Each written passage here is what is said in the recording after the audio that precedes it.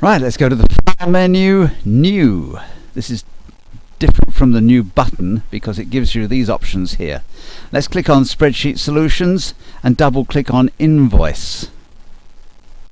You may need to add this new feature in, and we'll need to add the CD-ROM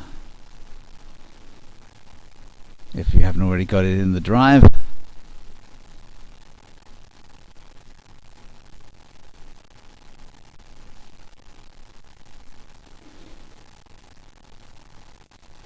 Okay, and then click Enable Macros, and now click on the Customize button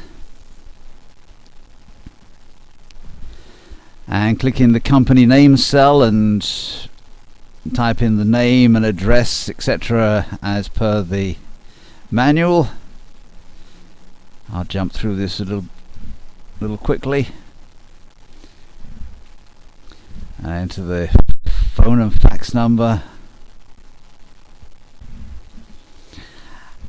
And then let's scroll down to the bottom so we can see that information. And now click on the Select Logo button, and I'm going to select a JPEG file as shown in the manual called Nature Background JPEG. You can do a search for any JPEG files on your hard drive and use one of those. Let's find the one and double click on it, or click on it once and close. And now click the Invoice tab at the bottom of the sheet, and scroll down to the bottom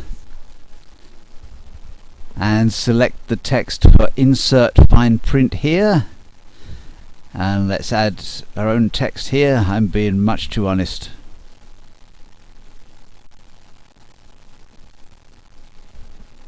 Saying buyer beware, no guarantees. And press the Enter key. And then select that text, Insert Farewell Statement here. And I'm going to add, please come again. And press the Enter key.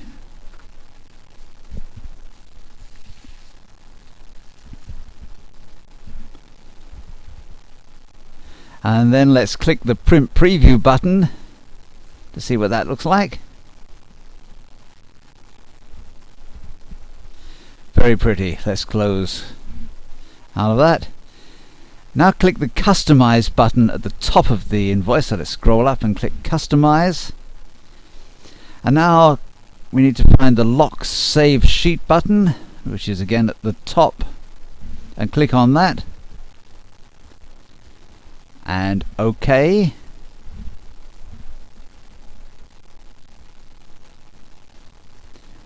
And now let's give it a name of Stupendous. And save.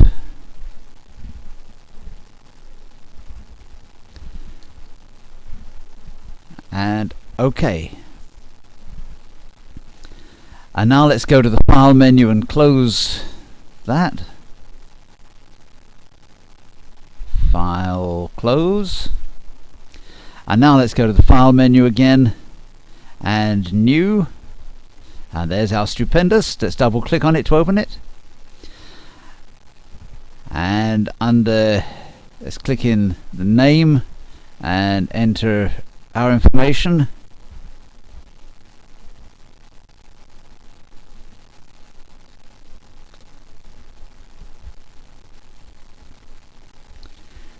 You can enter your own name, not mine,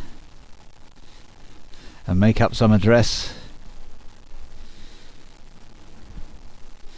And then let's click in the in a cell in the quantities column. I'm going to add in 1 and tab across to hard drive and type in hard drive and tab across and enter $90 for that and enter, and then add another quantity in of 4 and buy 4 keyboards at $15. and then for some reason I'm going to buy two copies of Microsoft Word. And now let's scroll down and see the total. Oh dear. And now let's go to File and Close. And let's open Excel Test Expert 4.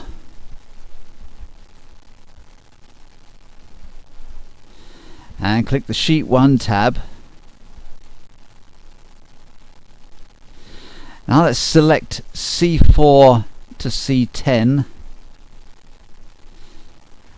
and right click that selection. Just right click on there and clear contents. Now select B14 to B22 and let's clear that, but let's just press the delete key. Okay, now select A4 to C10 and B14 to B22. Oh, why did I change that to B? I need to change that back again. And then let's go to the Format menu and Cells, and on the Protection tab, let's clear the Locked checkbox and OK. And now let's go to Tools, and I want Protection, and I want to protect Sheet, but it's got Shared Workbook.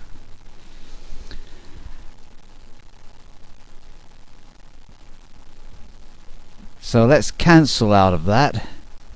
I can't do what I want at the moment because it's shared. So let's go to the Tools menu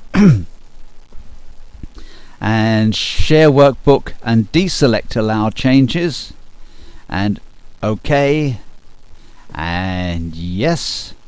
And now let's go back to the Tools menu and select Protection. Protect Sheet is there now. That's the one we wanted the first time, but it wasn't there. And click OK. And now click in A14 and try changing it to 90. It won't let you. Click OK. Now let's go to the File menu and Save As, and from the Save As type drop list, let's select Template and let's give it a name of My Deposits. If you want to save these templates to a different folder, you can. It may be easy to find them later. Click Save and close the spreadsheet, and let's find it again by going File menu, New, and double click on My Deposits, and we can enter the information some information in here if we want to, but then we can close that. And you might want to delete these so we can find them, possibly by doing a search. Here with XP it may be in a hidden folder, so search may not actually find it. I'm doing a search here for XLT and it doesn't actually find those templates. So I know you can open them and see where they're saved, and when you know where they are, you can probably find them through My Computer if you've set it up under options in Tools so that you can see hidden folders. So if I go to Documents and Settings, and it's in Application Data, which is faded out there because it's a hidden folder. in Microsoft and templates, and there they are. I can select them and press the delete key if I don't need them anymore.